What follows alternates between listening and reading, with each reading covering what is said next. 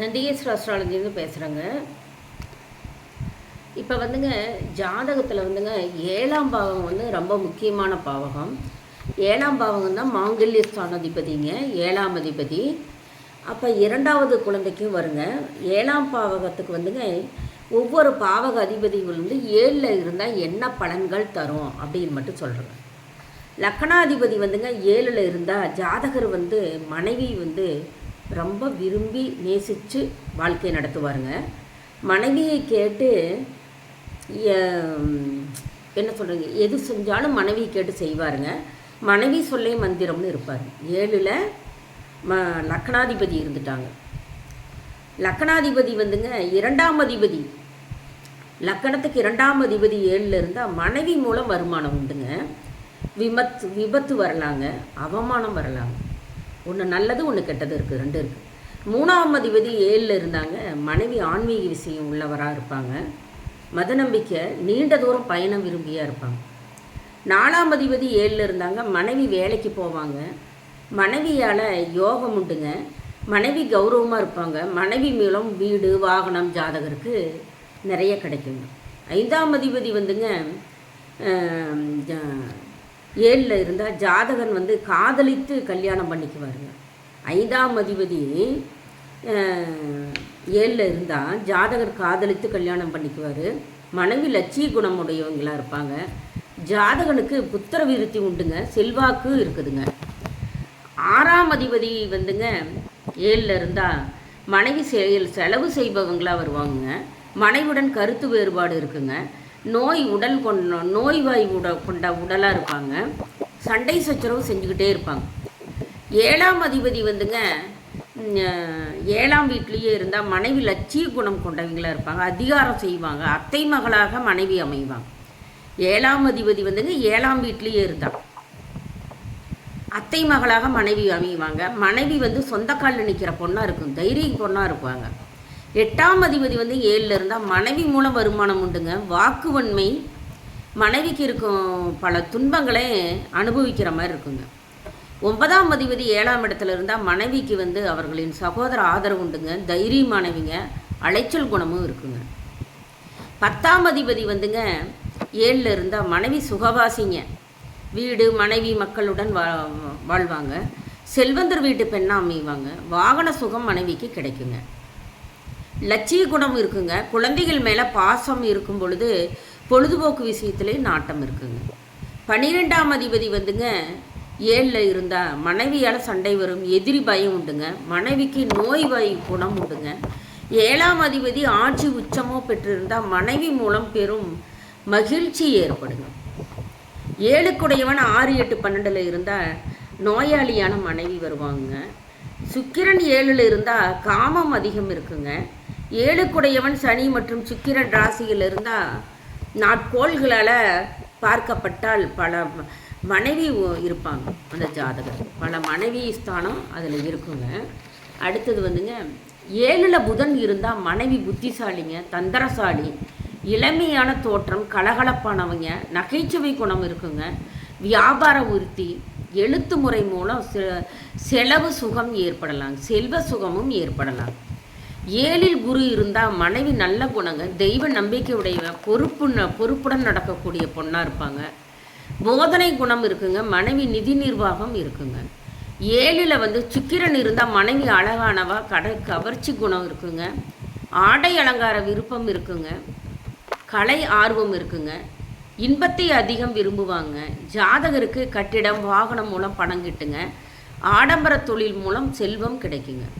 7ல் சனி இருந்தால் மனைவி மந்தத்தன்மை உடையவளாக இருப்பாங்க. சோம்பல் தன்மை இருக்கும். வயதான தோற்றம் இருக்குங்க.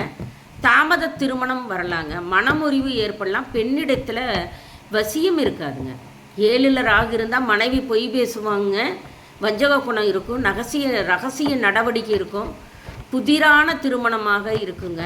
வினோதமான காமம் ஜாதகருக்கு வருங்க. 6ல் 7ல் கேது இருந்தால் மனைவி விரக்தி உடையவங்களாக இருப்பாங்க. ஆன்மீக ஈடுபாடு இருக்கும். வயதான தோற்றம் இருக்குங்க. செயலில் ஈடுபாடு இருக்காதுங்க. சில சமயம் மனமுறிவு, மனமின்மையை ஏற்படுத்துங்க. இந்த 7ல் இவ்வளோ விஷயம் இருக்குதுங்க. 7ஆம் இடம் அப்படிங்கிறது முக்கியமான இடங்க. சந்திரன் 7ல் இருந்தால் மலட்டுத்தன்மை இருக்குங்க. மலட்டுத்தன்மை கொண்ட பெண்கள் மீது ஆசை வருங்க ஜாதகருக்கு.